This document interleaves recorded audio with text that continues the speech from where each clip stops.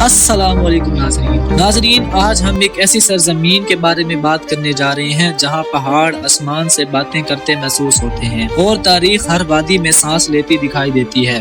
دوستوں، یہ ہم جنوبی ایشیا کے سنگیم پر واقع یہ ملک صدیوں سے تہذیب، جنگوں اور ثقافتوں کا گواہ رہا ہے۔ دوستوں، آج ہم بات کرنے جا رہے ہیں افغانستان کی۔ افغانستان پاکستان، ایران، چین، تاجکستان، ازبکستان اور ترکمانستان سے جڑا ہوا ہے۔ دوستوں، یہ ملک اسٹریٹجک اہمیت کا حامل ہے۔ قدیم دور میں یہ خطہ سلک روٹ کے اہم حصہ تھا، جہاں سے تجارتی، علم اور ثقافت کا ایک خطے سے دوسرے خطے تک منتقل ہوتی تھی۔ ہرات، بلخ اور قندھان جیسے شہر آج بھی اس عظیم ماضی کی جھلک پیش کرتے ہیں۔ دوستوں، آج کا افغانستان بے شمار مشکلات کے باوجود آگے بڑھنے کی کوشش کر رہا ہے۔ کابل جیسے شہر میں زندگی آہستہ آہستہ ایک نیا رخ اختیار کر رہی ہے، جہاں مارکیٹس، مصروف سڑکیں اور چلتی گاڑیاں ایک بدلتے ہوئے معاشرے کی تصویر پیش کرتی ہیں۔ اگرچہ یہاں سفر محدود ہے، مگر کاروبار، صحافت اور انسانی ہمدردی کے کاموں کے لیے لوگ افغانستان آتے ہیں۔ سفر کے لیے ملک مضبوط بندی، مقامی قوانین کی پابندی اور سیکورٹی آگاہی ضروری سمجھی جاتی ہے۔ افغانستان کا ویزا عموماً ضروری سمجھا جاتا ہے۔ افغانستان کے ویزے عموماً سٹارپ قانون کے ذریعے حاصل کیا جاتا ہے، جس کے لیے پاسپورٹ اور اکثر دعوت نامہ درکار ہوتا ہے، جبکہ پاسپورٹ اور جرنلسٹ ویزے مختلف